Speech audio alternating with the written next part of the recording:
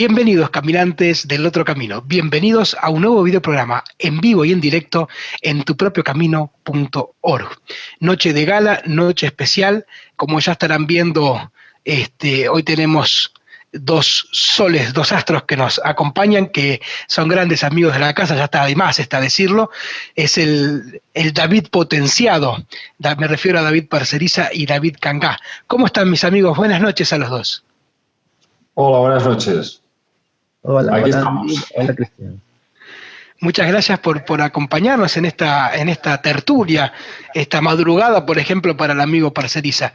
Y recuerdan que hace 2 meses y medio atrás, hicimos un encuentro donde abrimos el tema de relación alienígena en los textos sagrados antiguos, sobre todo lo que es la cultura sumeria y en la Biblia judía, y el tema abrió tanto, dio para tanto, tantas reproducciones el video, tantas preguntas, que tomamos el compromiso en ese momento de hacer una segunda parte para tocar algunos temas que no pudimos abarcar en ese momento.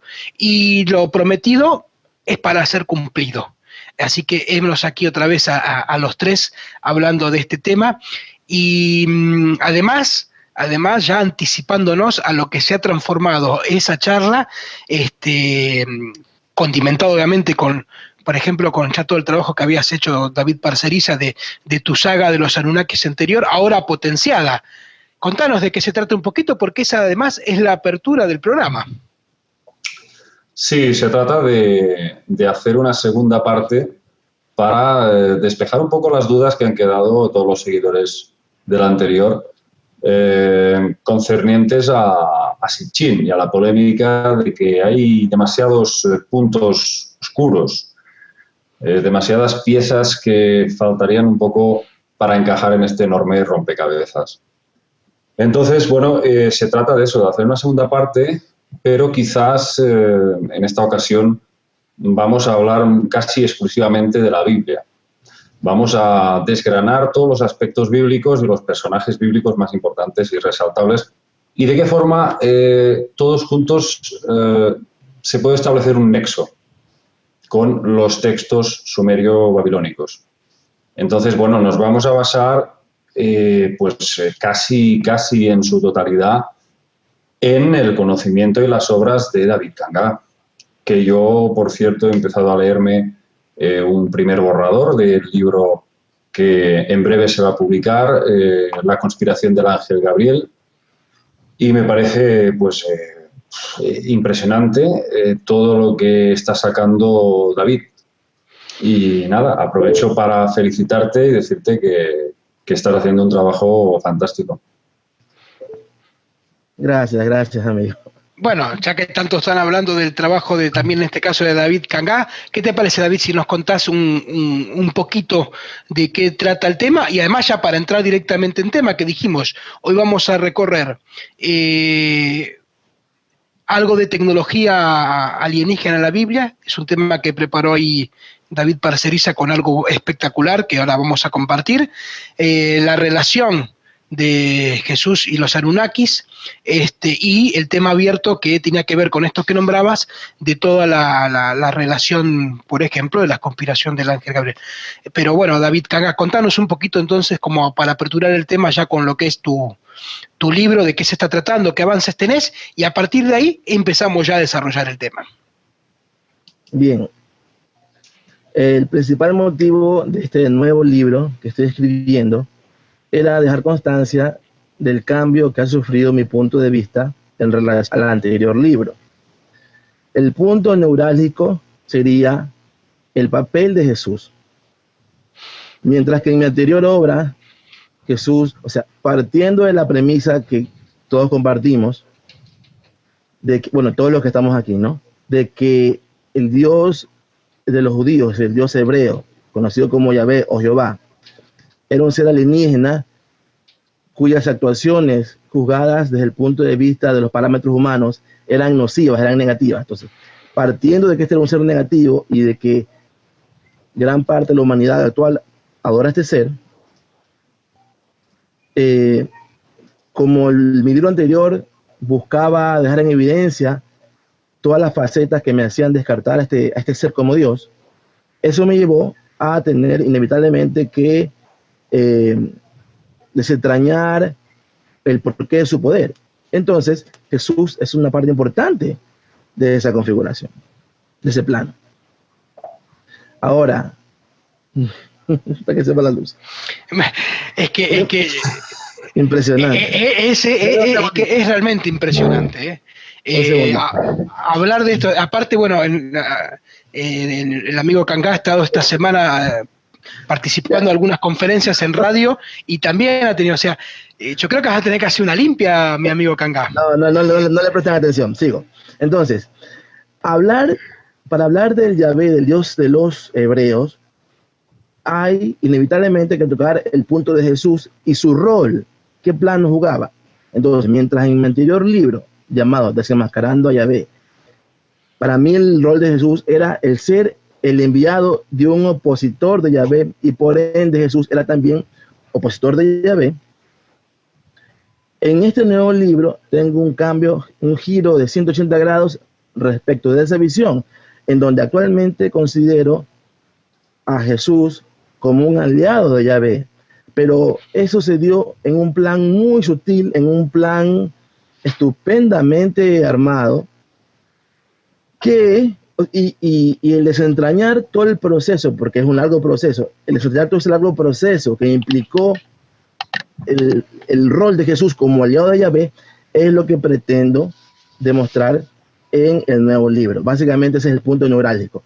Y de eso, de cómo es que las evidencias que tengo para sostener este nuevo punto de vista, es lo que quiero mostrarles hoy, en la medida que el tiempo nos los permita, ¿verdad? Bueno, si les parece, empezamos por uno de los temas que había quedado, vamos a decir, abierto de la charla anterior, cuando, digamos, surgió el tema de este personaje que empieza a verse presente en momentos fundacionales de distintas religiones importantes. Me refiero al ángel Gabriel. ¿Querés abrir por ahí, Cangá? Sí, verá, ese fue de hecho el primer indicio que a mí me llamó la atención y que debería a todos los interesados en este tema llamarnos la atención. Gabriel, si nos referimos estrictamente a lo que es la Biblia, Gabriel aparece relacionado con los hebreos y con su Dios en pocas ocasiones, en lo que se llama Antiguo Testamento, que son las escrituras hebreas, ¿verdad? Aparece en el libro del profeta Daniel. Aparece mencionado un par de veces. Sin embargo, Gabriel tiene un rol mucho más importante si usamos como fuentes ya no solamente la Biblia, sino que también los libros apócrifos, o en este caso pseudoepigráficos, porque ese es el nombre que se le da a los apócrifos que se refieren al Antiguo Testamento. Entonces, tomando como fuente los pseudoepigráficos, vemos que el rol de Gabriel es importantísimo. Por ejemplo, Gabriel habría estado involucrado en el nacimiento de Abraham. Sobre el nacimiento de Abraham no hay referencias en la Biblia, pero hay una leyenda hebrea sobre el nacimiento de Abraham que en cierta forma está corroborada con lo que encontramos en un texto muy valioso y una fuente muy valiosa que se llama el Libro de los Jubileos. Entonces, la leyenda hebrea dice que cuando Abraham nació, su madre, como huía, porque es una historia muy parecida a la de Jesús, sucede que Nimrod, un rey muy poderoso que es mencionado en la Biblia, había recibido la noticia de que iba a nacer un niño que iba a ser el próximo rey. Entonces mandó a matar a todos los niños que estaban a punto de nacer, a todas las madres embarazadas. Por eso la mamá de Abraham huye y da a luz sola en una cueva. Y dice esta leyenda hebrea que cuando el niño nace, el resplandor de sus ojos iluminó toda la cueva. Y la madre tuvo que dejarlo abandonado ahí. Y cuando queda solo, Dios envía al ángel Gabriel para que lo proteja al niño. Y dice la leyenda que lo protegió y lo alimentó, lo amamantó con su dedo. Con su dedo lo amamantó. Ok. Esto cuenta la leyenda. En Jubileos, un paréntesis, ¿qué es Jubileos? Jubileos es un libro fascinante. Jubileos es una revisión de la historia pasada que encontramos en la Biblia. Supuestamente, el momento histórico de Jubileos es cuando Moisés sube al encuentro con este Dios en el monte Sinaí, cuando fue a recibir las leyes y el decálogo. Entonces, la versión de Jubileos es que quien instruyó a Moisés no fue Dios, sino que fue un ángel, y este ángel sería Gabriel. Y así comienza Jubileos, en una constante conversación entre este ángel, Gabriel y Moisés. Y lo que hace Gabriel es, antes de dictarle las leyes, le hace a Moisés un recuento histórico de toda la historia de la creación hasta ese momento. Entonces, en ese recuento, Gabriel va contando sucesos que encontramos también en la Biblia. Solamente que la versión de Jubileos complementa, ya profundiza en ciertos pasajes que en la Biblia son como oscuros. Entonces, en ese recuento que hace Jubileos, que hace Gabriel a Moisés en Jubileos, le menciona Gabriel a Moisés, dice: yo instruí a Abraham y le enseñé a leer los libros de sus antepasados. En otra parte dice Gabriel que en el evento este de la vida adulta de Abraham, en que Dios, otra vez entre comillas Dios, lo llama y lo saca de Ur, lo llama para que salga de Ur de Caldeos y vaya a Canaán. Lo que dice Gabriel en Jubileos es que quien realmente habló con Abraham no fue Dios, sino que fue él, Gabriel. Y dice Jubileos: Dios le envió su palabra a través de mí, y yo le dije. Entonces mira cómo este Gabriel aparece en el nacimiento de Abraham. Aparece ordenando a Abraham que deje Ur y vaya a Canaán. Aquí también hago otro paréntesis. En la Biblia aparece Abraham con su sobrino Lot. En realidad, aparece como súbitamente Abraham en la Biblia, siendo un personaje tan importante. Ok, entonces, en Jubileos, el libro nos explica por qué es que Abraham estaba hecho cargo de su sobrino. Se cuenta que como era en Ur de Caldeos que vivía Abraham, y su familia, sus hermanos, adoraban a varios dioses.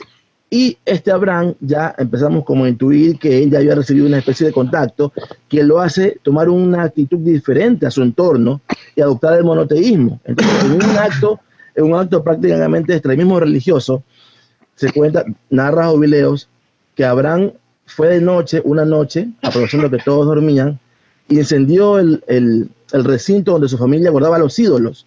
Lo incendió. Su hermano Harán, el padre de Lot, intentando apagar ese fuego, muere ahí quemado. Y eso explica por qué es que Abraham se hace cargo de Lot.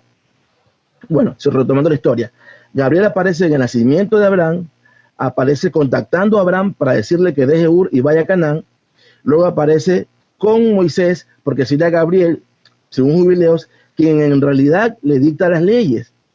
Entonces, esta parte de aquí estaría corroborada con ciertos relatos bíblicos. ¿Por qué?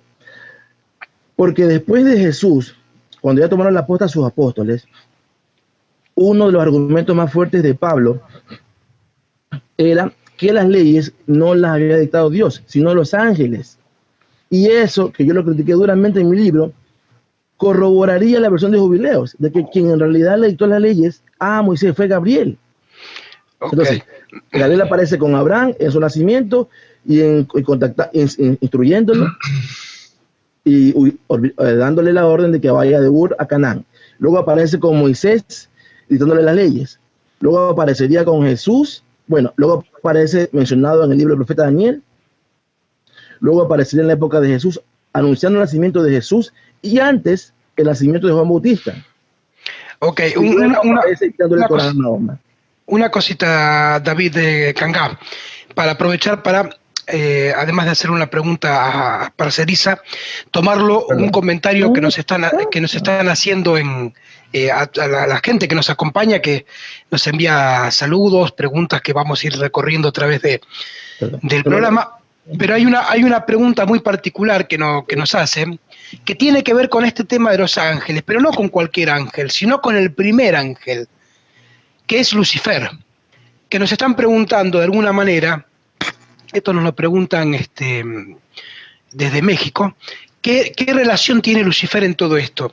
Y yo te quería preguntar acá, David Parcerisa, nosotros habíamos visto en algunos otros programas que si hacemos la comparativa de quién es Lucifer llevado a los mitos sumerios, habíamos llegado a la conclusión de que estamos hablando de Enki, aquel que le lleva el saber, ¿no? Y hablando de saber, justo me aparece una de mis nenas, es el que le roba el fuego a los dioses, ¿no? Como también se cuenta en los mitos griegos.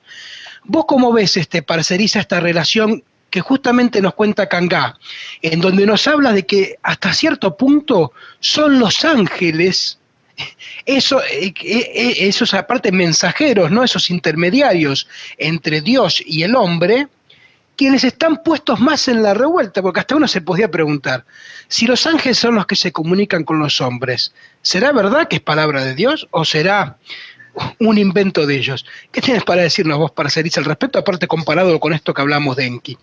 Bueno, el tema es complejo, pero yo sin duda establecería analogías muy claras entre lo que sería Satanás. Satanás significa rival, adversario. Entonces, bueno, según los textos sumerios, hay una analogía muy clara entre Enki y Satanás. Y tiene mucho sentido, porque Enlil y Enki eran rivales, eran dos hermanos que realmente estaban siempre en constante disputa. Enlil era el comandante supremo de la misión, supuesta misión, según Sitchin, de extraer oro de las minas. Yo eso ya no lo tengo tan claro. Sitchin era una visión siempre muy científica, como los presenta como exploradores, como astronautas expedicionarios de un planeta lejano, que vienen aquí y vienen a buscar el oro y punto. Sin embargo, pues tanto yo como Kangá consideramos que esa es una visión un poco infantil. Ahí hay intereses mucho más oscuros, intereses que no acaban de cuajar con esa visión tanto inocente, esa sería la palabra, infantil, inocente, que tenía Sitchin. Entonces vamos viendo cómo estos seres se van alimentando de nosotros, van viendo en nosotros un vehículo a través del cual nutrirse energéticamente de alguna forma. Yo creo que verdaderamente Enki pudo ser este Satanás, porque Enki, aunque estaba, digamos, compinchado con Enlil, en lo que es la adoración, el conseguir que el hombre los adorara permanentemente a los dioses, causando pues todo este tipo de perturbaciones climatológicas, ¿no? Desde el diluvio universal hasta todas las plagas, las sequías, las hambrunas. Todo esto, estos señores tenían una tecnología, tenían una capacidad de manipular el clima, y esto David Kangá lo conoce muy bien, mejor que yo. Entonces, cada vez que ocurrían estas hambrunas, estos desastres climatológicos, el hombre no tenía otra opción que pedir a los dioses que por favor tuvieran piedad de ellos, y entonces bajaba Enki y les decía... Enki era algo así como ¿cómo diríamos? El agente, el asesor géntico de la humanidad. Era el que bajaba y decía, bueno, tenéis que rezarle a este dios de las plagas y decirle que terminen las plagas.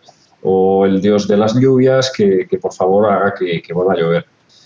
Entonces, sí, yo en ese aspecto estoy convencido de que Enki de alguna forma estaba compinchado con él a este nivel. Pero también pienso que Enki fue en el fondo un benefactor. Pienso que sí, que realmente amaba a la humanidad. Según estos textos sumerios, posiblemente fue el que tenía la maestría científica, genética, de crearnos, digamos que fue considerado el padre de la humanidad. Y como tal, me encaja mucho el papel de Lucifer o el papel de Satanás. Yo considero que Satanás, en un sentido de ángel caído, no. Más bien lo veo como, la traducción correcta sería adversario, pero seguramente no sería adversario del hombre, sino adversario de aquel que intenta controlarlo, dominarlo. Bien. Entonces, bueno, desde el Génesis ya nos dicen, nada más empezar, que el ser humano no está hecho para escribir ni para acumular conocimiento. Eso ya de entrada, nada más empezar te dicen eso, ¿no? Y el pánico que ellos tenían de que el hombre adquiriera ese conocimiento que pudiera hacerle libre, que pudiera hacerle libre pensador y no tuviera que depender de los dioses. Eso era terrible para ellos. Ellos lo que querían era ofrendas constantes y seguir alimentándose de nuestra ignorancia. Entonces, en ese aspecto estoy bastante de acuerdo que sí, que Enki seguramente fue este rival. Hasta cierto punto estaba aliado con Enlil. Estoy totalmente convencido de que sí. Pero a un nivel más profundo sí creo que amaba a la humanidad y fue bastante piadoso con el hombre. Bien. Y Kanga, también tomando y respondiendo a otra pregunta que nos hace la gente que nos está acompañando, que sinceramente es muchísima y nos envían muchos cariños. Aparte de preguntarte, me preguntan acá qué versión o qué versiones de la Biblia utilizas para, digamos, para obtener esta información, si es alguna versión en particular o la que cualquiera puede conseguir en alguna librería o por internet. Y te quiero preguntar a vos también, cuando hablamos de esto de los ángeles, ¿no? Y esta relación con Lucifer, que es uno de esos primeros ángeles, ¿qué relación vos le ves todo esto? ¿Crees que tiene alguna relación con esto que luego hace Gabriel? ¿Tiene alguna analogía? Tiro una línea, ¿podría ser hasta el mismo pero cambiado de nombre? ¿Son diferentes? ¿Has podido ver esto, algo de esto? Y aparte, bueno, contanos de dónde es que obtenés esta información, si se puede, de qué versión. Ya. Las Biblias que yo uso son las Biblias católicas porque traen los deuterocanónicos. De ahí las Biblias católicas yo uso una Biblia que se llama Dios habla hoy, o la latinoamericana, también es muy buena. Básicamente esas dos. Esta información que les digo, los pasajes que les digo, lo encuentran hasta en las Biblias que no son católicas, las protestantes, cuya diferencia es que no traen los 7 libros deuterocanónicos. Ahora, sobre los ángeles y sobre Lucifer. Yo, a estas alturas de mi vida y de la investigación, yo veo a estos seres como unos grandes teatreros. Ellos arman escenarios, están constantemente pretendiendo hacer creer a la humanidad una cosa mientras pasa otra tras bastidores. Y este mecanismo se repite a lo largo de toda esta historia de los libros religiosos, entre comillas. Coincido con Parceriza en que quien mejor encaja en el papel de Lucifer sería Enki. Y como yo veo a Enki y a Enlil como aparentes enemigos, pero aliados tras bastidores, el papel del Satanás de la Biblia con Yahvé demuestra que ellos no eran tan enemigos. Y siempre pongo como ejemplo el libro de Job. En el libro de Job, en el primer capítulo de ese libro, se narra cómo está Dios con los hijos de Dios, que se entiende que son los ángeles, y viene Lucifer y le dice, ¿de dónde vienes? Le pregunta a Dios. Vengo a recorrer la tierra. Entonces este Dios, Yahvé, se jacta ante Lucifer de cómo tiene a su servidor Job, que le es tan fiel. Entonces este diablo, Lucifer, le dice, claro, él te adora porque tú lo tienes bien, él tiene mucho ganado, tiene terreno, tiene una buena vida, pero apenas lo hagas sufrir, verás cómo te abandona. Entonces se compinchan, hacen un complot que estos dos, que yo pongo en mi libro Desenmascarando a Yahvé, como actúan tal cual compadres, que hacen una apuesta. Y este Dios le autoriza a Yahvé le autoriza a Lucifer a causarle sufrimiento a Job, solamente para demostrarle que a pesar de eso lo iba a seguir venerando. Entonces, este pasaje bíblico nos demuestra cómo, en cierto punto, el mal que el demonio, llámese Lucifer, Satanás, causa a la humanidad, está autorizado por la deidad. Y este mismo proceder encontramos también en los libros apócrifos. En Jubileos, a Satanás se le llama Mastema o Mastemá, y es la misma raíz que da origen al nombre de Satanás. Entonces se ve a esta entidad, por ejemplo, Hay un pasaje bíblico en el cual cuando contacta Yahvé a Moisés, lo manda donde el faraón. Y cuando Moisés va en camino, le sale, dice el pasaje bíblico, que le sale Yahvé al encuentro y lo intenta matar.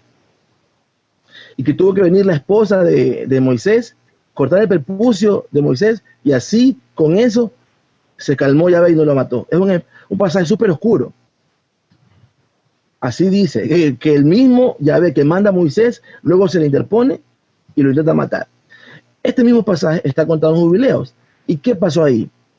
Según Jubileos, lo que pasó es que Yahvé lo manda, va a Moisés, y quien lo intenta matar en el camino es Mastema.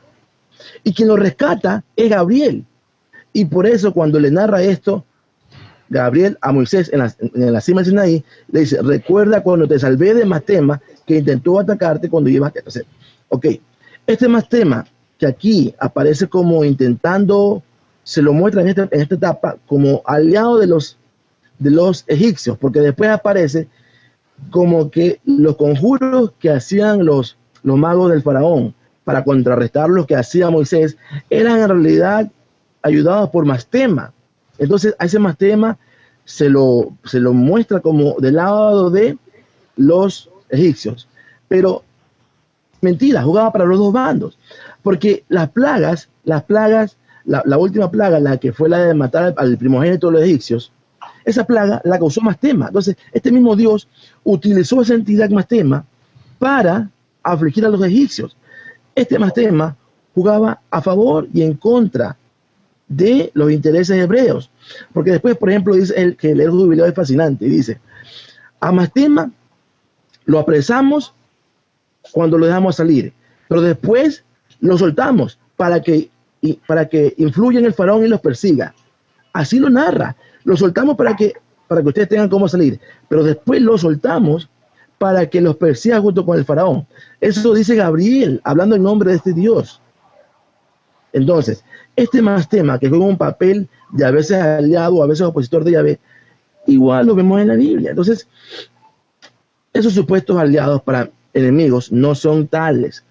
Yo he llegado a la determinación de que los seres que se alimentan del sufrimiento de los humanos en realidad nunca van a ser enemigos, porque igual el sufrimiento de los humanos alimenta a los supuestos dos bandos. Para mí, esta figura de que encontramos en la Biblia que los judíos adoraban a Yahvé y los amonitas a Camós y los babilonios a Marduk, y cada uno a su Dios, y se enfrentaban entre pueblos.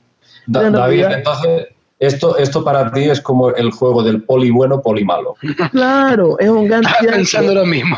Es un gran teatro en donde ellos adoptan pueblos, supuestamente se muestran como rivales, para provocar el enfrentamiento de los humanos que deriva el derramamiento de sangre que alimenta a los dos bandos, supuestamente enemigos, pero son aliados. Entonces, David, para ti, ¿qué son los Anunnaki? ¿Dioses o demonios?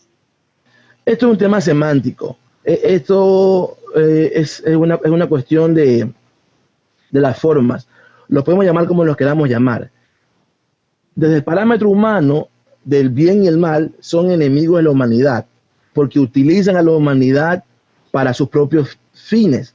Y como sus propios fines, según todo parece indicar, que es el alimentarse del sufrimiento de los humanos, entonces son nocivos a los humanos, porque usan varios medios para provocar el sufrimiento de los humanos. Y todo parece indicar que la forma más efectiva fue la creación de religiones. Y una cosa, un detalle, en esto, y esto es como el sello del Dios de los hebreos, el monoteísmo. Ellos descubrieron que el monoteísmo era una de las formas como un gran detonante del radicalismo. Desde este punto de vista, Abraham habría sido el primer terrorista o el primer extremista, porque lo que hizo Abraham, lo que les narré antes, de que entró en la noche y le prende fuego al recinto donde su familia guardaban los ídolos, es un acto de terrorismo. ¿Por qué hizo eso? Porque él estaba contaminado, contactado, manipulado. Entonces él, habiéndose criado como en un ambiente de adoración de varios dioses, ya vino esta entidad, lo contactó, no, hay un solo Dios y todo lo demás no puede existir, todo lo demás es falso, combate todo lo demás.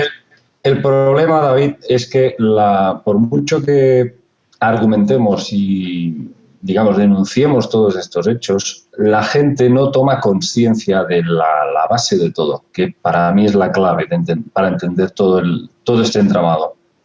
La gente tiene que entender de una vez por todas que el ser humano es mucho más complejo que un organismo biológico, que también estamos constituidos por energía y desconocemos absolutamente lo que podemos llegar a desprender a nivel de ondas del cerebro en estados alterados de conciencia, eso por un lado.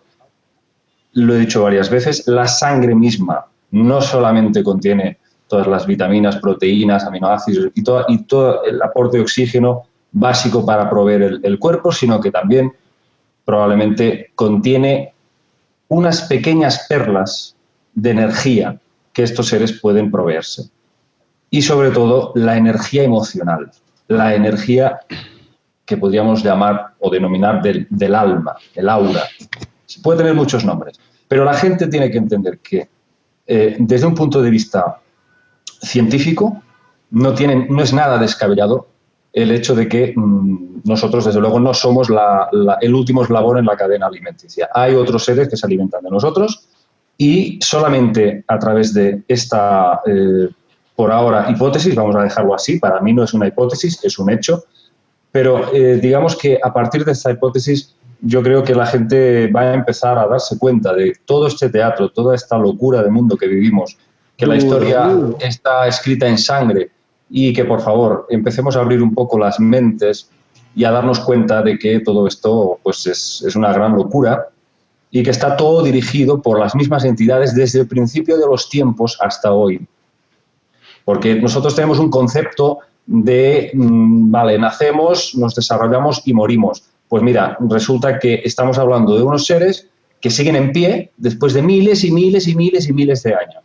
No sabemos cómo es posible eso a nivel biológico, pero realmente observamos que el plan ha sido diseñado desde el principio y sigue después de miles de años hasta nuestros días. Por lo tanto, yo creo que es un tema realmente fascinante. Bueno, fíjate que respecto de esto, por ejemplo, haciendo un salto casi cuántico con culturas que podríamos decir no tienen una relación directa, como son los toltecas, hay un pasaje en las enseñanzas de Don Juan a Castaneda, ¿sí? Para ubicar un poquito, en donde Don Juan, ante una pregunta de Carlos Castaneda, le dice que es un iluso respecto de creer que el ser humano no está involucrado en lo que es la cadena alimenticia del universo, ¿no? Y le relata dentro de estos pasajes justamente cómo hay seres dimensionales, lo marca él, ¿no? Recordemos que Castaneda o Don Juan habla mucho de los aliados de poder y de seres de energía de otras dimensiones, y le dice justamente esto que están marcando de alguna manera, que es que hay seres dimensionales que se alimentan de la energía que desprende el ser humano y que lamentablemente la minoría se alimenta de energías respecto del amor, sino que de toda esa cantidad de seres dimensionales que hay, la gran mayoría de lo que se alimentan es de las emociones ligadas al odio. Y esto, Kangá, vos lo habías dicho ya de alguna manera, cuando empezaste, por ejemplo, en el programa anterior, a tratar todo el tema de los sacrificios rituales, ¿o no es así? Así es. Mira, sin saber eso, yo no dudo que haya seres que se alimenten también, pero de la energía que desprende el humano cuando vibra en sintonía con emociones, digamos, de paz, de ternura, de comprensión, de solidaridad. No lo dudo. Pero yo estaba, o sea, por la apreciación que tengo de todo esto, la historia de la humanidad, yo estaba convencido, sigo convencido, de que quienes gobiernan el mundo y han gobernado el mundo son los otros, los que se alimentan de lo otro. Mira, es curioso, en el himno del Ecuador, hay una parte que dice, Dios miró y aceptó el holocausto, y esa sangre fue germen fecundo. Ese himno refiere eventos de la batalla del Pichincha, ¿ya? Entre las tropas de Bolívar y los españoles. Y que compuso el himno considera que la sangre derramada por los héroes era un sacrificio a Dios, que lo aceptó y que por eso que lo da la victoria a los independentistas. Ahora,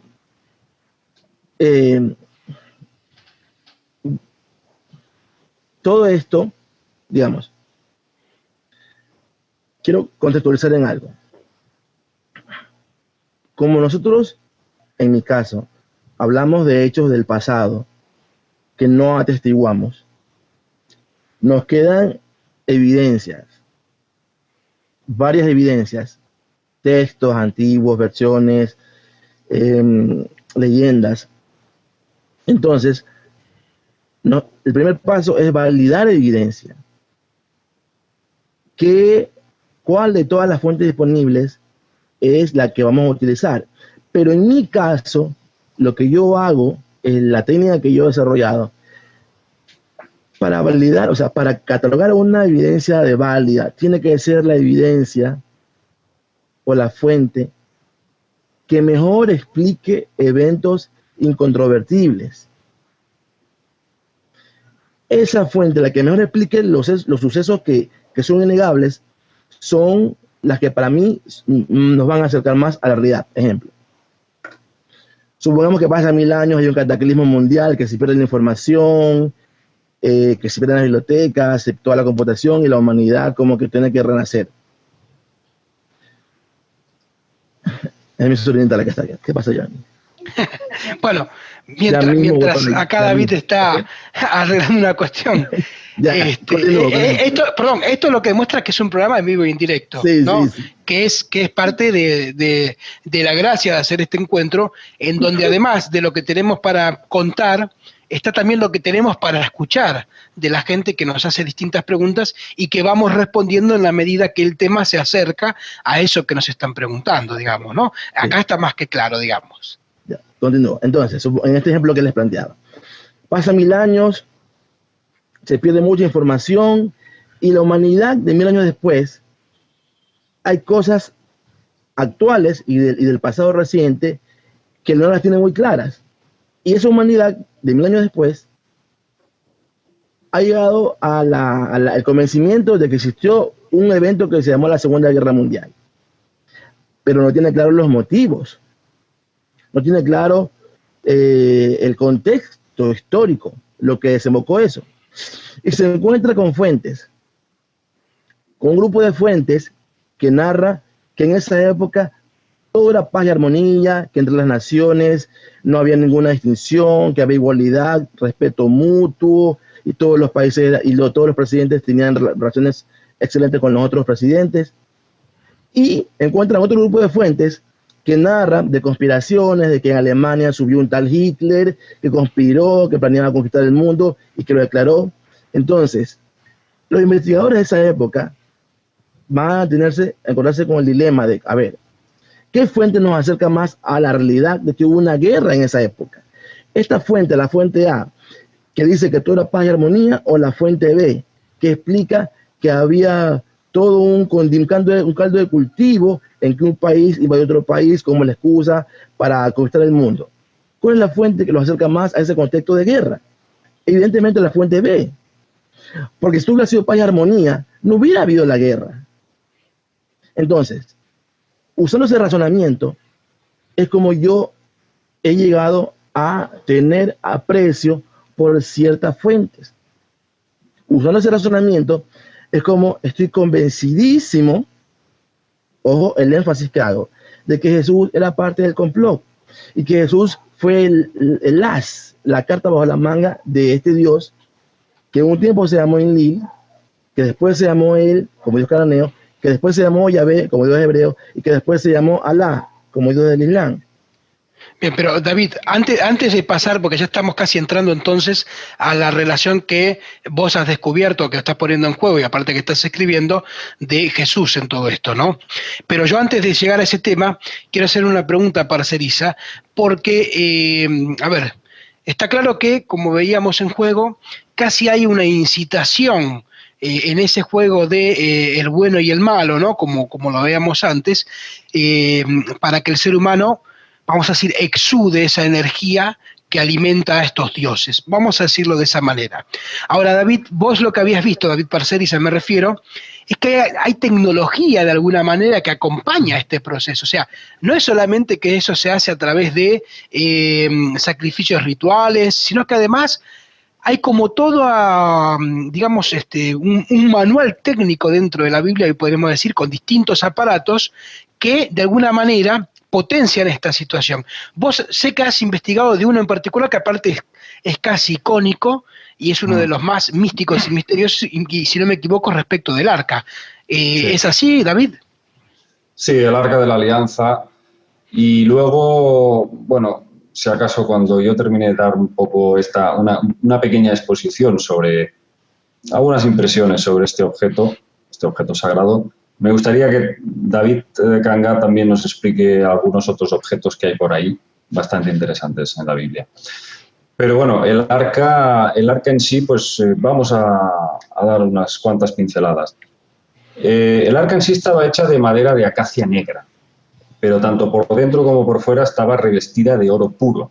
Y eso es algo que tiene mucho sentido, porque el oro no solamente era una cuestión de hacerla bonita, como muestra de ostentación. El oro tiene propiedades térmicas muy destacables, en el sentido de que retiene el calor. Incluso la NASA reviste sus satélites con láminas de oro como aislante de las partículas solares. ¿Por qué se haría esto así? Bueno, pues para probablemente soportar las altas presiones radioactivas que se gestaban en su interior. Porque hay que decir que el arca era, entre muchas otras cosas, una poderosísima arma nuclear. Las medidas del arca eran de 1,31 centímetros de largo por 78 centímetros de alto y ancho. O sea que no era precisamente grande. A cada lado del arca habían 4 anillos de oro, por los que se introducía una pértiga de acacia que la solían utilizar para levantar el arca y desplazarla. Una labor pues generalmente relegada a la tribu de los levitas. Sobre la tapa del cofre de dicha arca había 2 figuras, los llamados querubines. Claro, lógicamente no tenemos una foto del arca y no sabemos la forma exacta que presentaban dichos querubines. Pero muchos opinan que no eran los típicos querubines angelicales del cristianismo. Hay más tendencia, por parte de muchos expertos, a pensar que se trataba de seres alados, de aspecto más bien zoomórfico. Zoomórfico más que humano. Bueno, el caso es que las puntas de las alas de los querubines se tocaban, formando un triángulo sagrado. El espacio abierto que quedaba entre dichas alas se le llamaba el oráculo. Y se supone que en ese punto era desde donde Moisés podía hablar con Dios. En la película En busca del arca perdida, de Steven Spielberg, uno de los personajes dice: el arca es una radio para hablar con Dios. Exactamente era eso, entre otras muchas cosas como veremos a continuación. El arca en sí tenía muchísimos significados. Básicamente era el símbolo de la unión entre Dios y el pueblo judío. Y la tenían custodiada dentro del llamado tabernáculo, en el lugar más sagrado, conocido como el Sancta Sanctorum. Pero el arca era un objeto tan sumamente peligroso que solamente podía tocarlo Moisés, o bien los sumos sacerdotes. Y además, Yahvé había dejado instrucciones bastante claras sobre las precauciones que se debían tomar cuando entraban en el tabernáculo. En una parte de los textos leemos: deberán hacerse túnicas de lino para cubrir su cuerpo de los hombros a los tobillos. Incluso Yahvé le enseña a Moisés a embadurnarse el cuerpo con un ungüento supuestamente compuesto de resinas aromáticas para actuar como una especie de capa aislante de la tremenda radioactividad que emitía ese objeto. El sumo sacerdote, el supremo sacerdote, que era Aarón, Incluso se colocaba un casco de oro en la cabeza cada vez que entraba en el tabernáculo. Según los textos, decía, para evitar ser consumido por el fuego del Señor. Hay una parte que leemos, la cólera inflamable del Señor era una amenaza constante, con lo cual podemos deducir que el artefacto no paraba de generar algún tipo de radiación. 2 sacerdotes, llamados Abihu y Nadab, cometieron un supuesto error y fueron devorados por la ira del Señor, fulminados en un santiamén. Aquí en España, por ejemplo, tenemos al investigador José Alfonso Hernando, que por cierto, tú, Cristian, entrevistaste hace poquito. Un gran amigo de la casa también. Un gran amigo de la casa. Pues, según José Alfonso, está convencido de que el arca era lo que él llama un supergenerador eléctrico capaz de desarrollar una tensión de unos 20.000 voltios. Cuando el pueblo de Israel se veía asediado por sus enemigos, generalmente pues, los persas, los babilónicos, los macedonios, los egipcios, el arca se elevaba en el aire y se situaba apuntando hacia el enemigo y lanzaba una serie de rayos plasmáticos arrasando ejércitos enteros. Entonces uno se pregunta, hombre, ¿cómo es que luego desaparece Moisés y el pueblo judío no hace otra cosa que huir de sus enemigos, escondiendo el arca por todas partes? ¿Cómo se explica esa huida constante, disponiendo del arma más poderosa del planeta en esa época? Bueno, mi opinión personal es que después de la muerte de Moisés, después de su desaparición, parece como si solo él conociera verdaderamente el funcionamiento, la forma de activar el arca, que no supieron, lógicamente, decodificar sus descendientes. O bien, como segunda hipótesis que yo planteo, es que el propio Yahvé desconectó esa fuente de energía, por la razón que sea. Bueno, y aquí pues la pregunta que nos queda en el aire y que va seguramente a quedar mucho tiempo en el aire es ¿dónde está el arca? Pues sabes que en eso estaba pensando, David, y simplemente se me ocurría lo siguiente, aparte recordando uno de tus capítulos que has hecho en la saga anterior, de la Guerra de las Pirámides. Digo, sinceramente, si estamos hablando de un aparato que emite una radiación tal cual estás mencionando, creo que sería bastante simple ubicarlo. Digo, sería simplemente cuestión de rastrear esa radioactividad en la zona del Medio Oriente. Y mi gran pregunta, que yo esto lo he hablado en programas, digamos, de los videoprogramas que grabo, es todo este conflicto que hay en Medio Oriente, ¿tendrá alguna relación con recuperar parte de esa tecnología? También la dejo ahí en el aire. Y recuerden, hago una preguntita que nos están haciendo la gente que nos acompaña, que les recuerdo que a quienes tienen la amabilidad de estar con nosotros, que pueden hacer sus comentarios, que son muchísimos, sinceramente. Vamos a necesitar más de un programa para poder responder todo eso, que pueden hacerlo a través de, si están viéndonos por YouTube, en los comentarios de YouTube mismo, y si nos están siguiendo a través de la página de hangouts.tupropiocamino.org, también lo pueden hacer ahí en el sector de comentarios. Y dentro de esas preguntas que nos están haciendo, hay una para vos, David Parceriza, que te la hago antes de hacerle esta misma, o de pasar la posta a Kangá para que nos cuente él su visión respecto de la tecnología, es... nos preguntan si vos crees, David Parceriza, que esta relación conflictiva, digamos, ¿no?, entre esta cosa que parece que los dioses los odian a los hombres, ¿no?, sobre todo aparte si vemos a Yahvé o el mismo en Lil, siempre disgustado con lo que el ser humano hace, dicen... ¿Tú crees que viene desde hace cuánto? Nos hablan acá, desde antes de la Atlántida. ¿Tiene que ver algo con eso, no? ¿Es algo más de la época de los sumerios o de los acadios? ¿Desde dónde le encuentras tú el origen a todo esto, David Parceriza? Yo creo que está fuera de nuestro espacio y de nuestro tiempo, así de simple. O sea, la mente humana, por ahora, no disponemos de datos suficientemente contundentes para esbozar siquiera una tímida hipótesis. Porque yo creo que son entidades, como digo yo, ahora mismo con todo lo que me ha enseñado Kangá, porque es para mí un maestro, a través de los textos hebreos. Hombre, es verdad, para mí eres un maestro. yo tengo mucho que aprender de ti. Entonces, de estos textos hebreos, yo creo que dejan mucho más claro aún el enorme poder que tenían estas entidades para manipular al ser humano. Y ahora me viene a la mente pues, el episodio de las plagas de Egipto. La propia Biblia lo dice así: Yahvé endureció el corazón del faraón, o sea que era capaz de interferir en la voluntad de las personas. O el mismísimo rey David, también hay varios ejemplos ilustrativos, que se ve cómo es invadido literalmente por Yahvé, lo maneja a su voluntad, su mente y sus actos. Entonces, bueno, estamos hablando de entidades que no solamente disponían de una gran tecnología, sino que además yo creo que proceden de otro plano, de otra dimensión lejana que no podemos ni siquiera imaginar, y que es una vibración oscura, bastante oscura, porque desde luego desde un mundo de luz donde todo vibra en armonía es imposible que vengan aquí a buscar precisamente lo contrario, la discordia, el dolor, el sufrimiento, la guerra, que es lo que estos seres han estado haciendo desde el principio.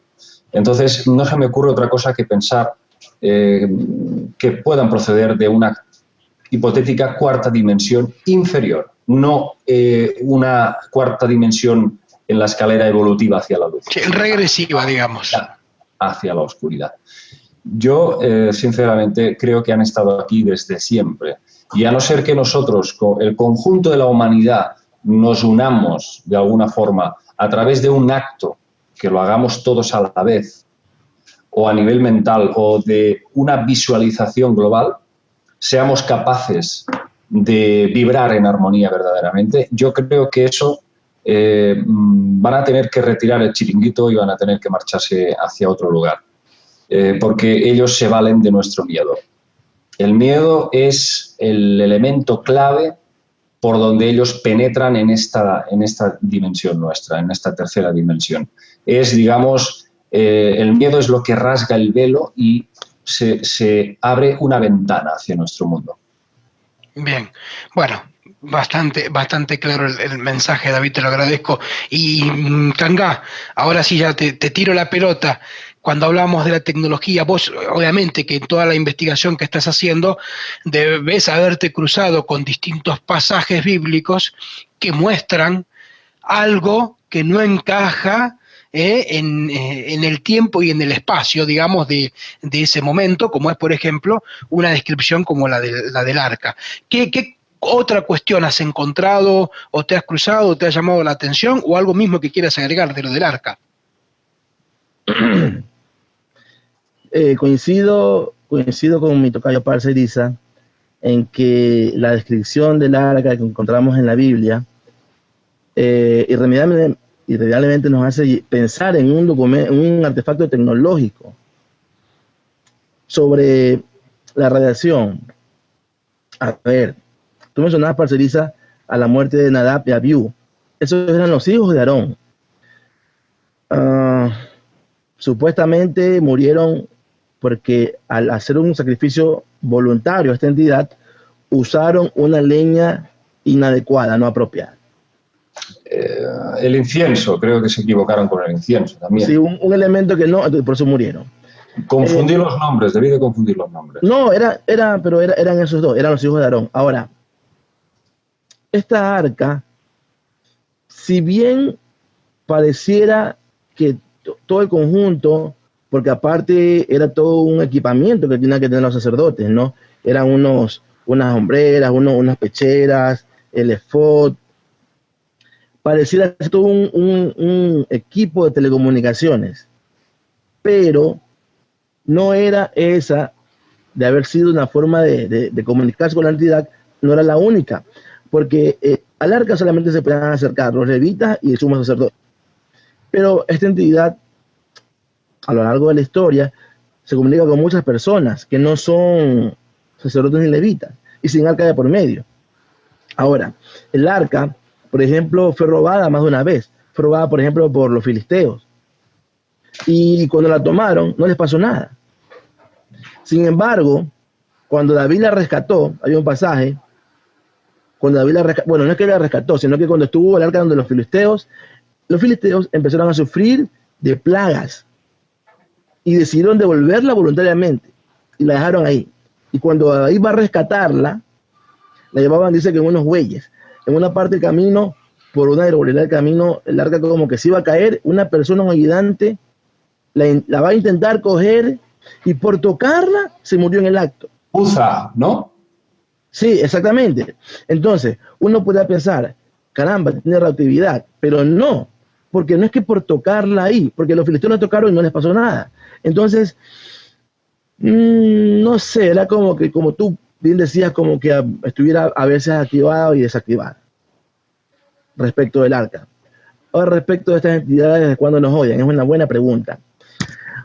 Para hablar de esto hay que usar parámetros. Una cosa es grande, pequeña, buena, mala, salada, dulce, dependiendo de los parámetros. Hablando de sentimientos, nosotros juzgamos con parámetros humanos, pero cuando hablamos de estas entidades, nos hablamos de entidades no humanas. Yo no creo que es que nos odien. Yo no odio a las vacas y me como las vacas cuando me como una hamburguesa. No porque la odie, porque la necesito. Yo más bien lo veo como que estas entidades nos necesitan. Y por un elemento de pragmatismo, como nos tienen que hacer vibrar en emociones negativas, de dolor, hacen todo lo que conlleve a eso, sin que eso implique que nos odien.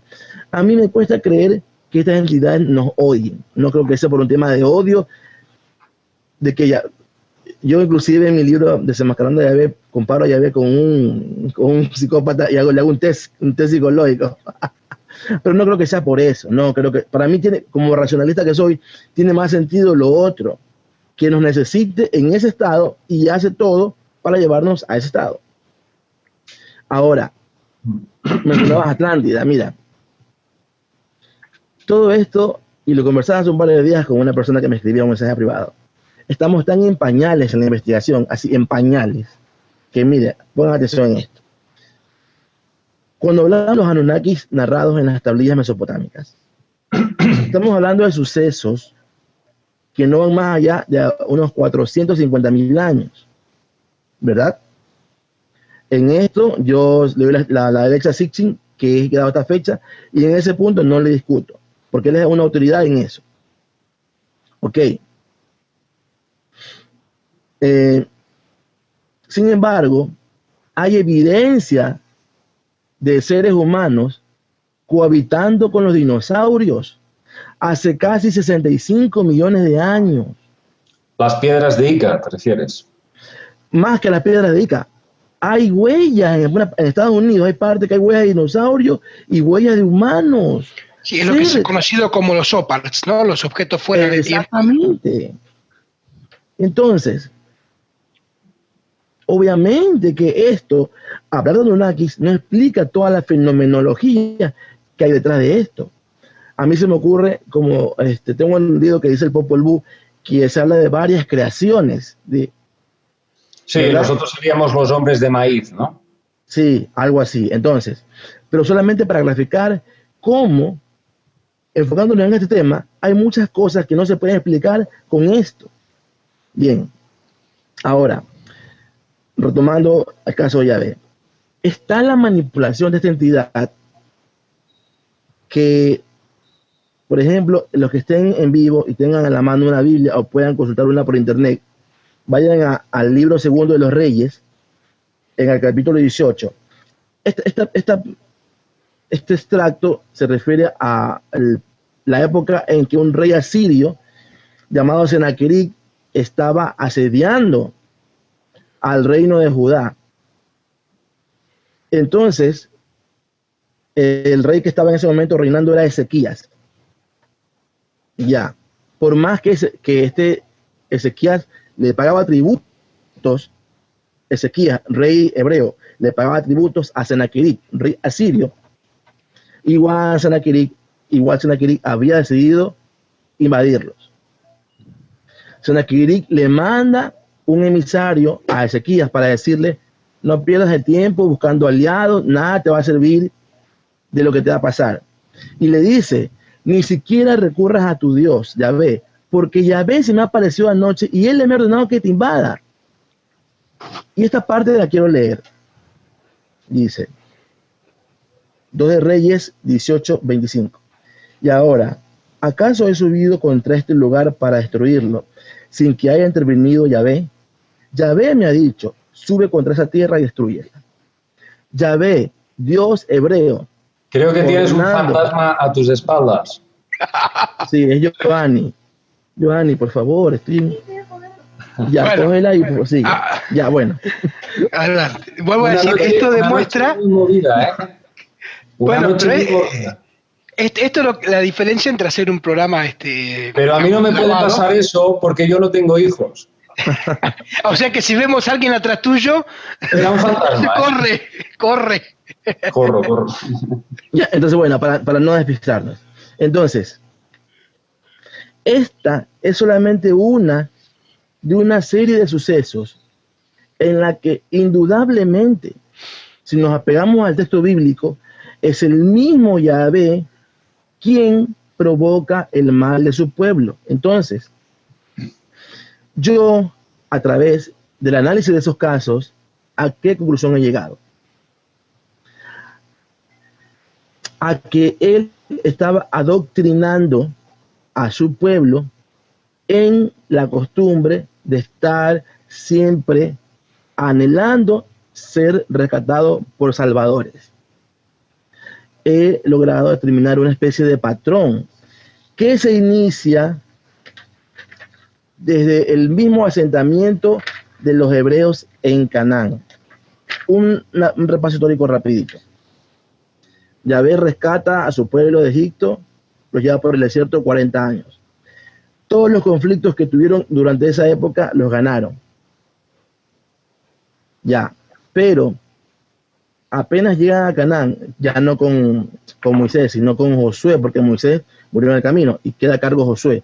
Es Josué el que toma la posta, se convierte en líder guerrero y empiezan a desalojar a los habitantes originarios de esa tierra, porque no estaba deshabitada esa tierra. Y Josué derrotó ganó todas las batallas y se narra de Josué que hacía matanzas impresionantes, acababa con villas enteras. Hasta ahí estaban invictos los hebreos. Se instalan en Canaán, muere Josué, queda ese vacío de poder. A estas alturas el pueblo estaba acostumbrado a siempre tener un líder o guía. Primero Moisés, luego Josué. Entonces quedó ese vacío de poder que fue eventualmente siendo ocupado por personajes que la Biblia llama jueces. Por eso la Biblia se llama, es esa parte que narra esa época, se llama el libro de los jueces. Ya, a partir de esa época yo detecto algo, que el Dios de los hebreos ya no los hace ganar todas las batallas. Se lee que ellos empezaron a ser derrotados porque como ellos, digamos que expulsaron a los habitantes originarios de esa tierra, ellos se replegaron, pero estaban siempre al acecho. Y había ocasiones en que los derrotaban a los hebreos. Pero ¿cuál es el detalle? Que la Biblia dice que era su mismo Dios el que los hacía caer o los entregaba en las manos de sus enemigos. ¿Tú crees que eso es fruto de un adoctrinamiento? Sí, pero ¿en función de qué? Porque mira, ¿cuál era el mecanismo? Esto funcionaba. Yahvé los hacía caer en manos de un pueblo enemigo. Y el mismo Yahvé hacía que se levante un salvador anónimo para que los rescate. De nuevo, pasaba un tiempo, Yahvé los entregaba a manos de un enemigo y el mismo Yahvé les hacía levantar un salvador anónimo para que los rescate. Muchas veces se usa esa palabra, salvador. Le voy a nombrar los casos y los pasajes para que las personas que, no se los voy a leer porque será demasiado, pero le voy a leer el nombre del implicado y el pasaje donde lo encuentra. Por ejemplo, el primero es Otoniel. El caso de Otoniel lo encuentran en Jueces. Dice primero que Yahvé los hizo caer en mano del rey de Siria. Eso está en Jueces 7, ¿no? El capítulo 3, versículo 7. Y más adelante, en el mismo capítulo 3, pero ya en el versículo 10 dice, Yahvé levantó ojo con el término que usa la Biblia, Yahvé levantó un libertador a los hijos de Israel. Miren, mismo capítulo. Jueces 3 los hace caer en la mano de los sirios y Jueces 3, pero más adelante dice, levantó un libertador que era un tal Otoniel. Y Otoniel los derrota. Segundo caso, un tal Ehud. Esto está en Jueces 3. Dice así: los hijos de Israel volvieron a hacer lo malo ante los ojos de Yahvé, y Yahvé fortaleció a Eglón, rey de Moab, contra Israel. Y eso los derrotaron, los moabitas. Pero más adelante, en ese mismo capítulo 3, a la altura del versículo 15, dice: pero los hijos de Israel clamaron a Yahvé y les levantó un libertador. Segunda vez que usa el término, libertador. Este caso era Ehud. Y con Ehud los derrotan. Van dos casos. Tercer caso, Gedeón. Dice, siempre la excusa es que los hijos de Israel hacían lo malo contra Yahvé. Y todos los casos comienzan así. Los hijos de Israel hicieron lo malo ante los ojos de Yahvé, y Yahvé los entregó en manos de Madián, o sea, los madianitas. Jueces 6, capítulo 6, 1-2. Luego Yahvé hace que se levante un tal Gedeón, y dice así: Yahvé le miró y le dijo: ve con esta tu fuerza y libra a Israel de manos de los madianitas. En Jueces 6, Jueces capítulo 6, versículo 12-14, Yahvé le ordena a Gedeón que libre a Israel de los madianitas, de los mismos madianitas que antes ese mismo Dios había hecho que conquisten a su pueblo. Y mire, dice, entonces Gedeón fue investido por el espíritu de Yahvé. O sea, le dio como un poder especial. Esa es otra constante, que muchas veces estos libertadores tenían este espíritu de Yahvé, que los hacía adquirir una especie de poderes, facultades extraordinarias. Bueno, este es el tercer caso. Cuarto caso, Sansón. Sansón nace una madre virgen, pero antes de que nazca Sansón, se cuenta que Yahvé había hecho caer a su pueblo en manos de los filisteos. Y luego, cuando le anuncian a su madre virgen que iban a ser Sansón, el ángel, porque como ángel le dice a su madre, que el niño, cuando nazca, iba a librar a Israel de los filisteos. Segundo, el otro caso es Azazel, bueno, un tal Asael. En el caso de Asael era un rey sirio. Esto es la época del profeta Eliseo, el profeta Elías. Eliseo y Elías son dos de los profetas de la época de la época de los reyes, para que estamos en la época de los reyes ya, más importantes. Eliseo fue el que se fue al cielo en una carroza de fuego. Y ese fue Elías, el que se fue en una carroza de fuego. Y Eliseo, el que quedó, que era como una especie de alumno de Elías, Eliseo realizó milagros comparables a lo que hizo Jesús después. Revivía muertos, expulsaba demonios, o sea, muchas cosas, curaba lepra. Un Jesús de esa época. Ya, entonces, a través del profeta Eliseo, Yahvé manda a este profeta a que unja como rey a un rey sirio. Miren cómo el Dios hebreo, si tomamos como fuente válida esto, puede influir en pueblos no hebreos y los manipula a todos. Asimismo, en el caso de Asael, esta entidad, Yahvé, hace que el profeta Eliseo unja como rey a Asael, le anuncia: tú vas a ser el rey. En esa época, en Siria, reinaba otra persona. Antes que ese otro se muera, ya la deidad sabía, y le mandó a decir a través de Eliseo: tú vas a ser rey. Mentira le dice, y efectivamente llegó a Siria, el rey murió y lo eligieron rey. Le anticipó, y cuando lo unge, le anticipa: tú vas a afligir a Israel. Efectivamente, ese ser, este personaje, ungido como rey de Siria, por orden del Dios hebreo, empieza posteriormente a afligir a los hebreos. Y el mismo Yahvé, que lo había elegido como rey de Siria, para que aflija a los hebreos, manda un libertador anónimo que los libró de mano de Asael. Les leo. Dice, en 2 de Reyes, capítulo 10, del 31 al 33, dice: en aquellos días Yahvé comenzó a reducir a Israel. Asael, rey sirio, los derrotó en todo el territorio de Israel. Más adelante, en 2 de Reyes, en el capítulo 13, versículo 3, dice: por eso se encendió el furor de Yahvé contra Israel y los entregó en manos de Asael, rey de Siria. Y más adelante dice, en 2 de Reyes 13, el 4 y el 5. Ahí más adelantito, pegadito. Pero Joacás imploró el favor de Yahvé, y Yahvé le escuchó, porque vio la opresión de Israel, pues Siria lo oprimía. Entonces Yahvé dio un libertador, otra vez usa esa palabra, libertador.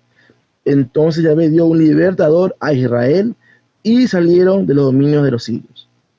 Ojo con los detalles. Tercera vez que se usa la palabra libertador.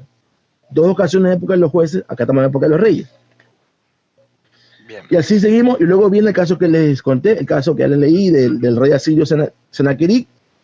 Y bueno, esto...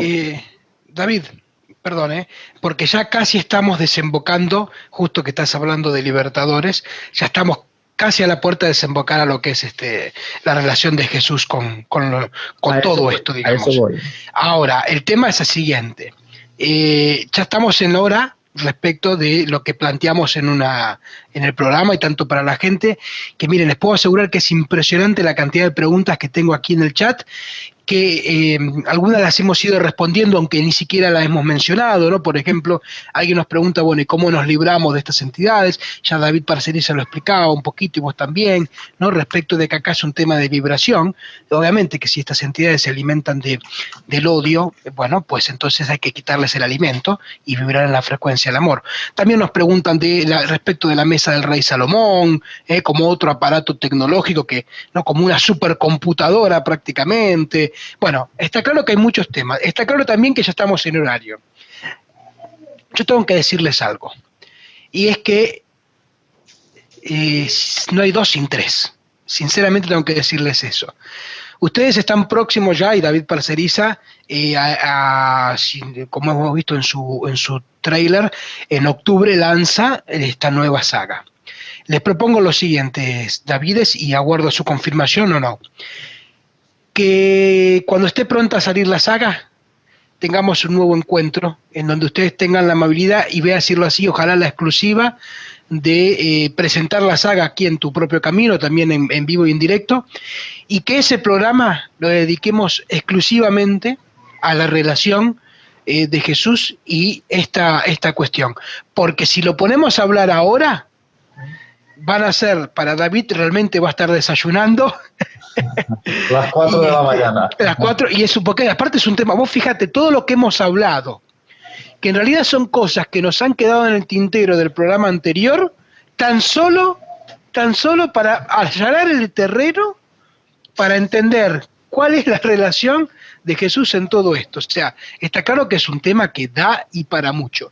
Mi propuesta, vuelvo a abrirla, no hay 2 sin 3. Les propongo el tercer encuentro, ya próximos a lanzar la saga, en donde directamente hablamos, no tocamos temas anteriores a la relación de Jesús con toda esta conspiración, y se los vuelvo a proponer, y ustedes tienen la respuesta si la aceptan o no. Los escucho a ambos, a ver qué opinan. No, por mi parte, perfecto. Podemos hacer una pequeña introducción sobre esta nueva saga, que, por cierto, te anuncio que tendrá una escenificación con personajes reales. Bueno, esa no la tenía, bien.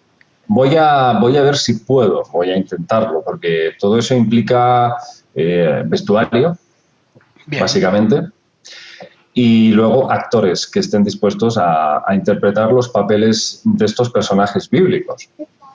Entonces, bueno, ahí van a desfilar desde Adán y Eva hasta Enoc, Ziusudra, hasta, vete a saber, no sé si lo voy a hacer al final, pero podría ser que hasta Jesús desfilara por el documental. En todo caso, creo que eso va a ser una apuesta interesante, porque no es lo mismo constantemente poner fotos, gráficos, dibujos, que poner actores de carne y hueso interpretando un personaje, ¿no? Entonces, eso bien la apuesta. Sí, yo creo que sí. Yo creo que va a contribuir a enriquecer bastante la saga. Bien, bueno, o sea que del lado de David Parcerisa tengo el ok. Vamos a decirlo así. Hombre, por supuesto. Y yo sé que es así porque les puedo asegurar a todos que estos 2 Davides que están aquí hoy, ante todo son personas, y lo puedo decir, personas con mayúsculas. Y Cangá, contamos contigo para cuando sea la presentación, ¿puede ser? Sí, no hay ningún problema por mi lado, cuenten conmigo. Gracias. Digo, se entiende, ¿verdad?, que ya estamos hace casi 1 hora y media hablando de esto y simplemente allanamos el terreno para hablar de lo que seguiría, desemboca la charla, que es la relación de Jesús en todo esto. Está claro que, y lo voy a poner en juego, la palabrita para llegar al momento de hacer. Esto merece un congreso en sí mismo. Así que prepárense. Solo se los digo así. Esto merece un congreso en sí mismo. Bueno, sinceramente, muchas gracias a, miren, la casi 100 personas que nos están acompañando en vivo y en directo, con todas las preguntas que también las que hemos logrado responder y las que no, les pido nos disculpen, quedarán en el chat, yo luego iré respondiéndolas, o ustedes mismos si gustan entrar al chat las pueden responder, y vuelvo a decir, les agradezco el tiempo y aparte la calidad, no solo la calidad humana, sino también la calidad temática. Y bueno, si quieren hacer cada uno una despedida al público que nos está acompañando, pues adelante y ya hacemos el cierre del programa. Bueno, pues nada, muchas gracias a todos estos seguidores. Para mí todo un honor que nos sigan en directo. Y por supuesto que algún día podríamos también hacer un programa especial respondiendo a todas las peticiones y a todas las dudas y preguntas de toda la gente que quiera. Canga. Bueno, yo quiero aprovechar la despedida para mandarle saludos a algunas de las personas con las que más he llegado a tener contacto a través del Facebook. A Paulina, Pao Cam, a Angeli y a Marisa. Un saludo para ellas. Bien. Bueno, muchas gracias entonces a ustedes, muchas gracias también a toda la gente que nos ha acompañado, como les digo, realmente muchísima. Me parece, levanto el guante que tiró Parceriza respecto a hacer un programa para responder estas preguntas, que lo podemos hacer luego del programa de presentación de vuestra saga y de la implicación de Jesús en todo esto, como para tener un solo programa con todas las preguntas ya como cierre de la temática hasta que luego abramos con algún otro tema, porque les vuelvo a decir, es muy, muy extenso y esto amerita un congreso en sí mismo. Les agradezco entonces a todos por acompañarnos aquí en otro videoprograma de Tu Propio Camino, y nos encontramos como siempre lunes y miércoles a través del programa y todos los viernes 20 horas de Argentina, 18 horas de México, Ecuador, Colombia, 1 de la madrugada de España, en programas en vivo y en directo como el de hoy, en donde podrás hacer tus preguntas. Próximamente, y también se los comento a ustedes como un adelanto, Tu Propio Camino, que aperturamos charlas abiertas desde el sábado anterior, también estaremos haciendo un programa de radio. Yo se los dije a ustedes presentes. El secreto está en expandir circuitos y crecer constantemente. Ustedes lo están demostrando con las nuevas sagas, con los nuevos libros. De parte de Tu Propio Camino lo hacemos cada vez llegando por distintas vías y distintos medios al gran público que nos acompaña. Ahora sí, muchas gracias por acompañarnos y será hasta el próximo encuentro de tupropiocamino.org. Muchas gracias.